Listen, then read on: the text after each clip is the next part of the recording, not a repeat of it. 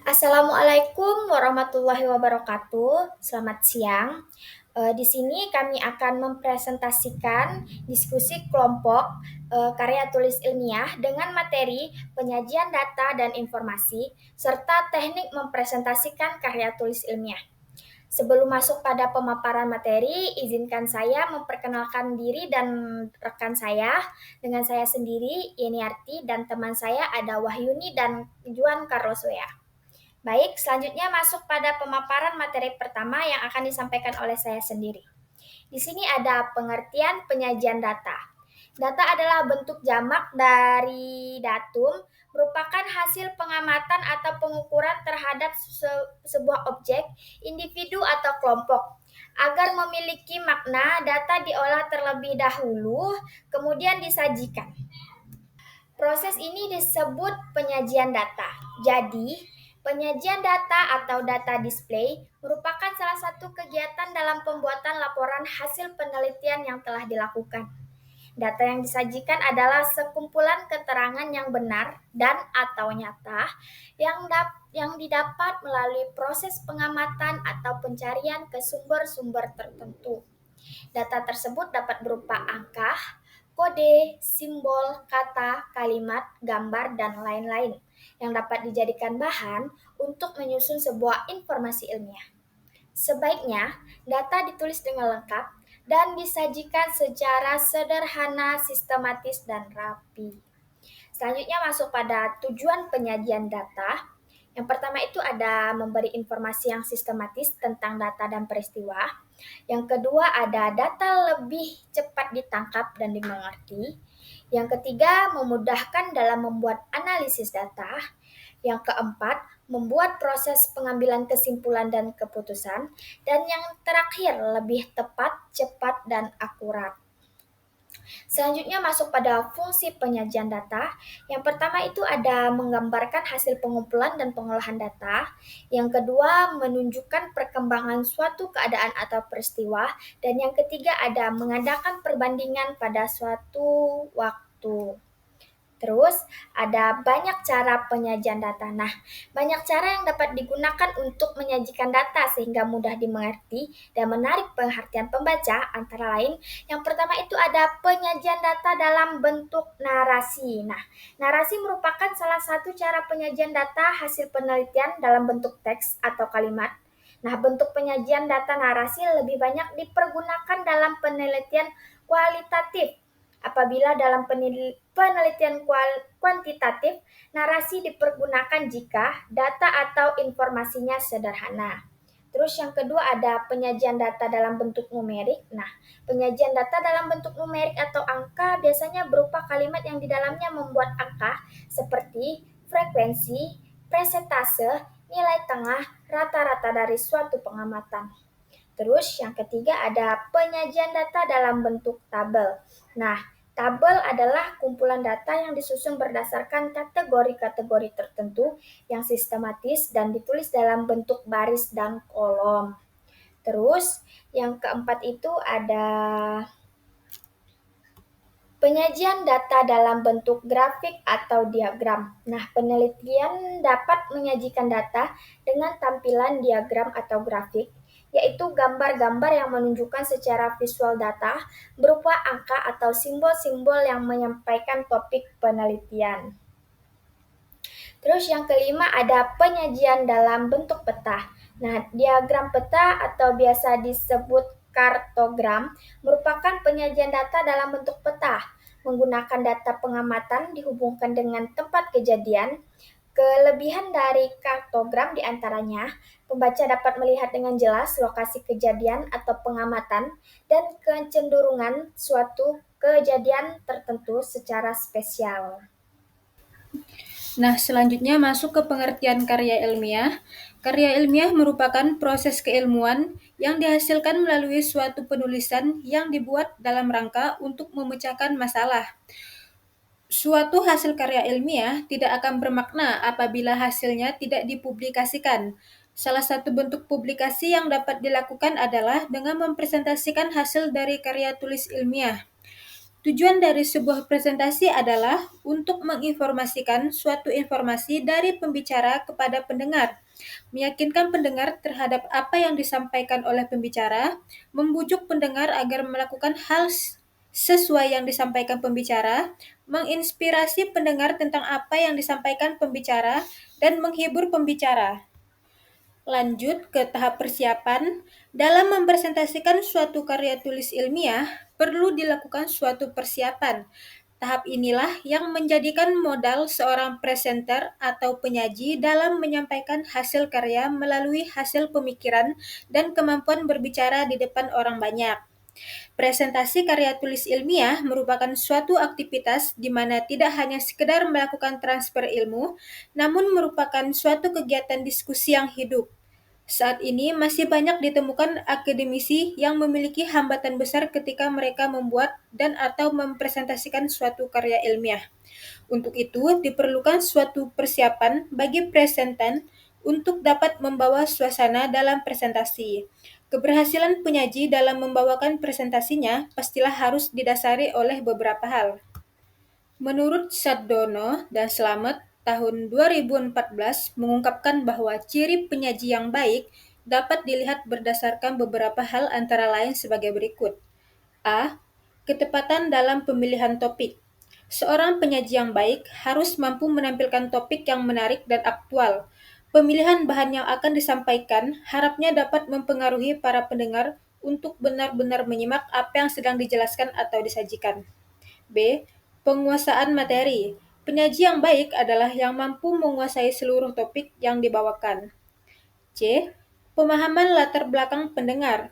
Seorang penyaji yang baik perlu memahami dan mengumpulkan informasi tentang pendengarnya terlebih dahulu. D.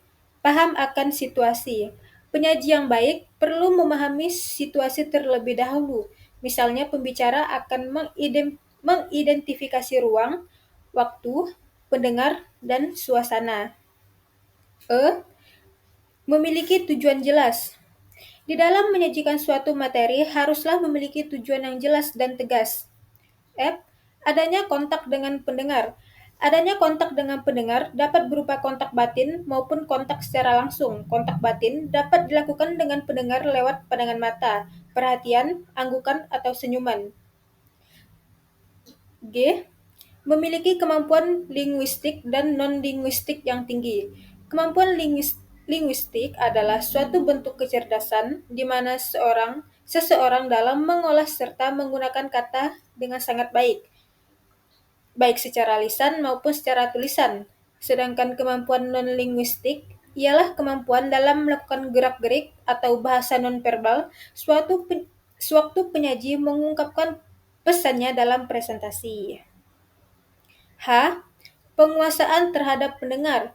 Suatu kalimat dikatakan komunikatif jika maksud dan tujuannya dapat dipahami oleh pendengar atau pembaca secara benar. I. Mampu memanfaatkan alat bantu.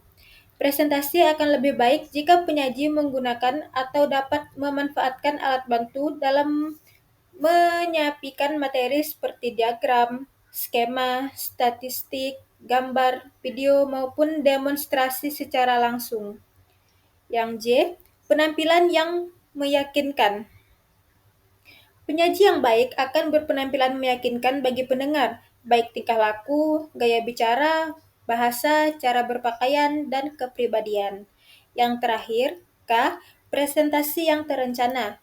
Penyaji yang baik akan merencanakan sejak awal dan menyusun sendiri rencana presentasi yang akan dilakukan. Lanjut ke persiapan bahan presentasi. Saat ini, multimedia memiliki peranan penting dalam mempersiapkan bahan presentasi. Presentasi seseorang akan lebih baik apabila tidak hanya berupa tulisan, namun variasi jenis huruf, gambar, suara, dan video akan membuat lebih menarik. Multimedia berarti penggunaan komputer untuk menyajikan dan menggabungkan teks, suara gambar, animasi, dan video dengan alat bantu dan koneksi, sehingga pengguna multimedia dapat melakukan navigasi, berinteraksi dengan orang lain, berkarya, dan berkomunikasi. Suatu presentasi yang menarik dengan visualisasi yang jelas merupakan perpaduan antara teks, gambar, dan suara yang dapat membangkitkan perhatian dan daya ingat hadirin terhadap materi yang disampaikan pembicara. Dengan bahan presentasi yang dipersiapkan dengan baik, memiliki banyak keuntungan yang mendukung suatu presentasi ilmiah yang menarik dengan fasilitas yang bervariasi. Nah, lanjut. Di sini ada pun beberapa hal yang perlu diperhatikan dalam mempersiapkan bahan presentasi. Menggunakan multimedia adalah sebagai berikut. Yang pertama, perhatikan jumlah slide atau halaman yang akan ditampilkan saat presentasi. Slide atau halaman presentasi tak perlu terlalu banyak, namun harus dapat mewakili poin penting yang akan disampaikan. Yang kedua, urutan slide dari awal hingga akhir. Presentasi yang baik merupakan presentasi yang digunakan secara lurus, linear, dari awal sampai akhir slide. Paparan materi yang disajikan berurutan dari slide 1 hingga slide akhir. Yang ketiga, penggunaan jenis huruf. Seorang presentan harus memperhatikan jenis huruf yang mudah dibaca dan ukurannya tepat. Dengan jenis huruf yang mudah dibaca dan jelas, maka akan mengurangi resiko kejenuhan audiens pada presentasi yang disajikan. Yang keempat, manfaatkan grafik tabel dan gambar. Agar presentasi semakin mudah disampaikan, manfaatkan grafik, tabel, dan gambar yang berhubungan dengan data yang dimiliki. Yang kelima, perhatikan pemilihan desain slide. Desain slide haruslah sesuai dengan tujuan dan nyaman untuk dilihat. Nyaman dilihat bukan berarti slide memiliki desain yang monoton. Sebaiknya seorang presentan bisa mendesain slide dengan berbagai desain modern atau unik agar audiens harus tertarik dengan materi yang disampaikan. Yang terakhir, perhatikan pemilihan warna dalam tampilan slide. Warna background dan tulisan harus dipilih dengan tepat. Jangan menggunakan warna yang mengakibatkan kelelahan dan ketidaknyamanan untuk memandang. Selanjutnya masuk pada pelaksanaan presentasi. Sasaran pokok dalam presentasi melibatkan 3 komponen, yaitu pemberi pesan komunikator, media yang digunakan, dan penerima pesan audiens.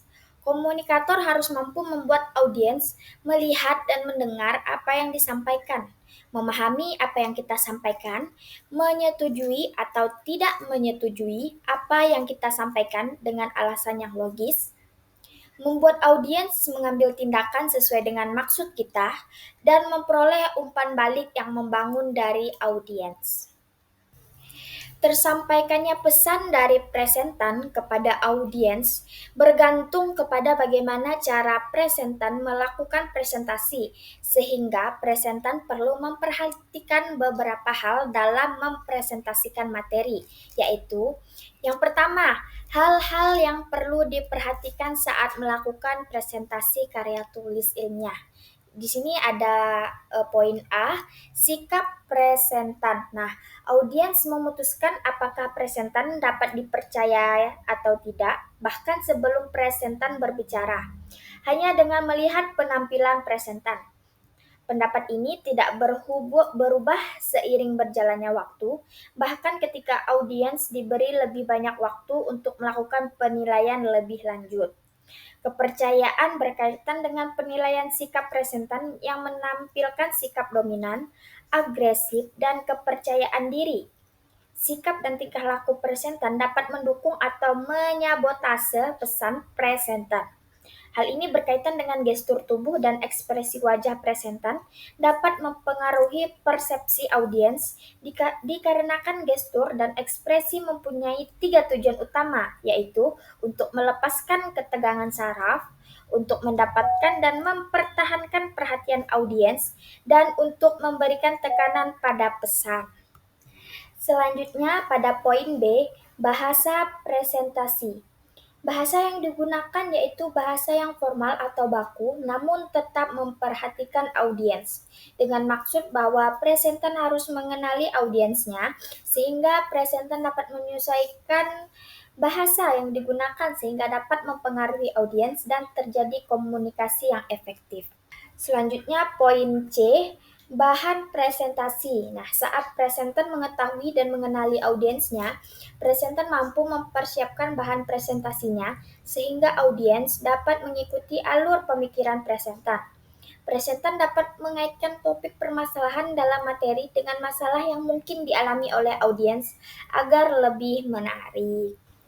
Tersampaikannya pesan dari presentan kepada audiens bergantung kepada bagaimana cara presentan melakukan presentasi, sehingga presentasi perlu memperhatikan beberapa hal dalam mempresentasikan materinya. Yang pertama, yang kedua ini, tahap presentasi karya tulis ilmiah.